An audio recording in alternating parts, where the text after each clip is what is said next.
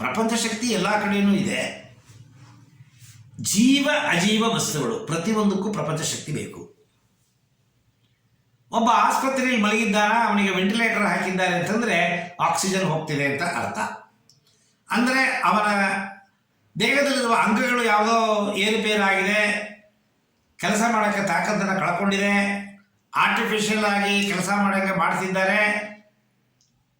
ಅದು ಆಕ್ಸಿಜನ್ ಹೋಗುತ್ತೆ ಹೊರತು ಲವಲವಿಕೆ ಇರಲ್ಲ ಅವನಿಗೆ. ಏನೋ ಮಲಗಿರ್ತಾನ, ಬೆಡ್ ಸತ್ತ ಹೇಳೋ ಥರ ಮಲಗಿರ್ತಾನ, ಲವಲವಿಕೆ ಇಲ್ಲ. ಆಕ್ಸಿಜನ್ ಅಂತನ್ನೋದು ಪ್ರಾಣವೇ ಹೊರತು ಲವಲವಿಕೆ ಇಲ್ಲ. ನೀವು ಮಾಡುವ ಶ್ವಾಸದ ಮೂಲಕವಾಗಿ ಪ್ರಾಣಶಕ್ತಿ, ಪ್ರಪಂಚ ಶಕ್ತಿ, ಪಂಚಭೂತಗಳು ಮೂರು ಹೋಗುತ್ತೆ ದೇಹಕ್ಕೆ.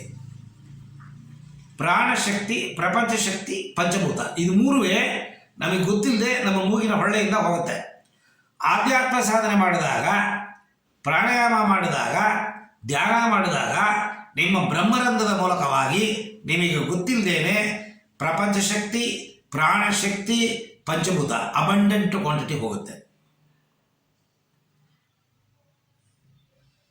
ಸೊ ಈ ಪ್ರಪಂಚ ಶಕ್ತಿಯ ಉಪಯೋಗ ಏನು ಅಂತಂದರೆ ಲವಲವಿಕೆ.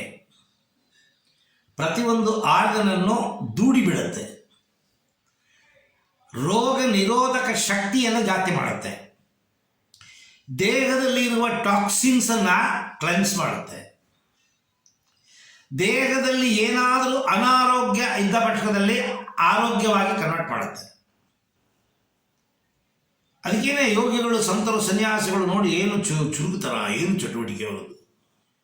ನಾವು ಪೇಜಾವರ ಮಠ ಸ್ವಾಮಿಗಳು ಇಲ್ಲ, ಅವರು ಏನು ಸಣ್ಣಕ್ಕೆ ಬರೀ 2 ಕೋಲು, ಮೇಲೆ 2 ಕೋಲು, ಕೆಳ 2 ಕೋಲು, ಸಣ್ಣಕ್ಕಿರೋರು. ಏನು ಚುರುಗುತರ, ಏನು ಶಕ್ತಿ ಅವರಲ್ಲಿ.